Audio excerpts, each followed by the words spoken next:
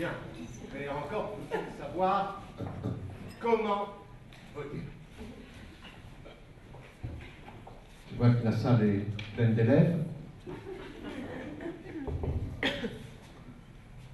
Je vais demander mes deux meilleurs élèves. Tierno,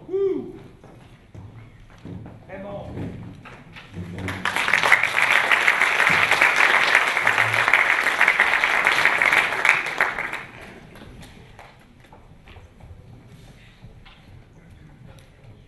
J'aimerais autant. Bien. Tout le monde est sage? Ce soir, mon cours d'instruction civique portera sur les élections communales et plus particulièrement sur l'utilisation du bulletin de vote. Autrement dit, comment voter. En votant LSAP. Mais non, Mais si, la question n'est pas pour qui voter, mais comment voter. Eh bien, bien, tant qu'à voter, autant bien voter. Si vous voulez, mais si votre bulletin est nul, en ne votant pas à la ZAP, c'est sûr, le bulletin serait complètement nul.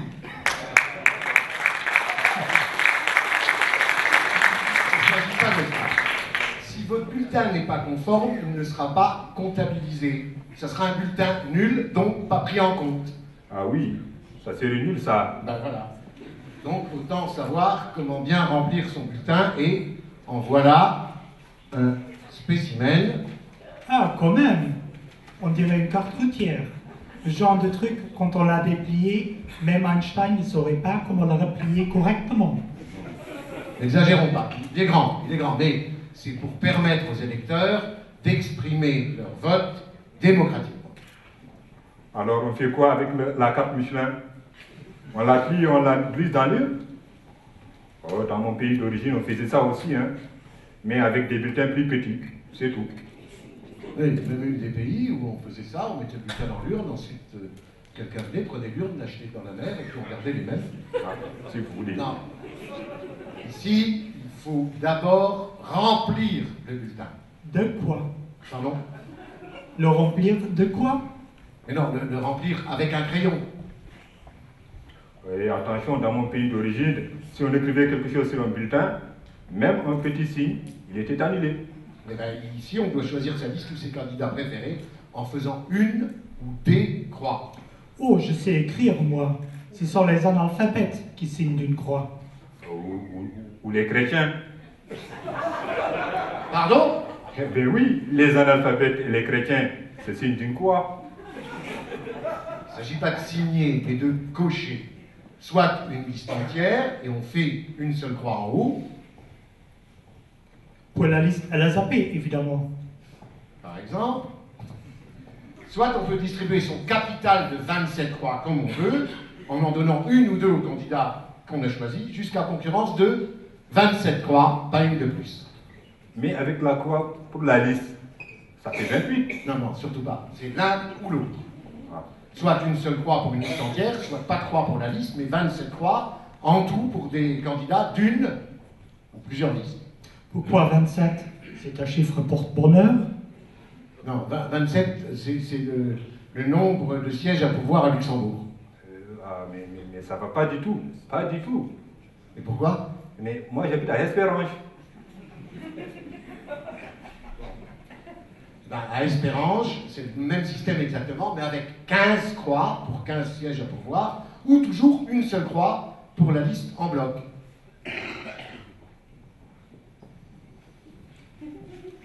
La ZAP. J'espère qu'il est convaincu. Par exemple. En parlant d'exemple, on ne pourrait pas remplir un bulletin pour s'entraîner? Mais si, bonne idée. Alors voilà le bulletin type, spécimen. Alors là, vous voyez la croix, la case pour mettre la croix pour la liste en bloc, ou alors la liste des noms par ordre alphabétique, derrière lesquels vous pouvez mettre une ou deux croix, mais jusqu'à concurrence de 27, pas une de plus.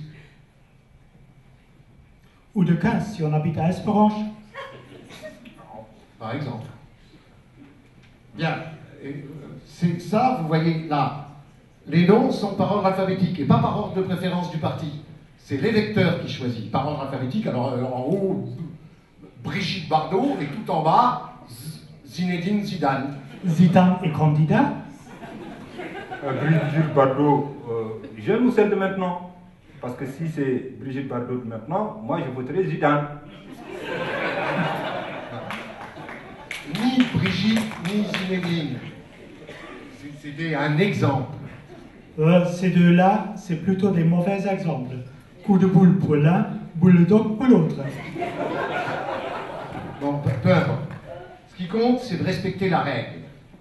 Une croix pour toute la liste ou autant de croix que le siège à pourvoir, avec la possibilité d'exprimer une préférence, en mettant 2 croix à certains candidats, mais sans jamais dépasser le nombre de 27 pour Luxembourg et de 15 pour Espérance. Et à Vianden. Oh non, pas bien.